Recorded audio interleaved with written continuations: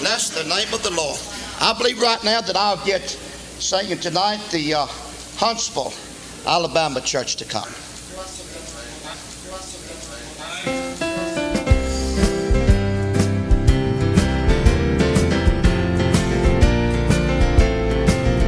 Many years he walked in darkness as he groped along the street, with his hands outstretched for pennies or for just a bite to eat. It's the story of the blind man who met Jesus on his way.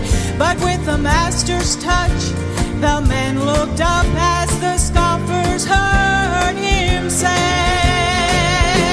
"Somebody touch me, somebody touch me. I was blind but praise his name, I now can see.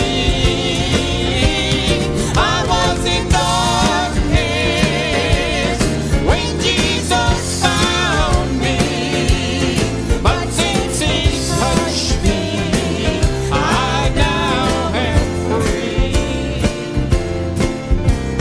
one day he touched a crippled man and he made him walk again. Then the master saw with pleasure he had labored not in vain, like the story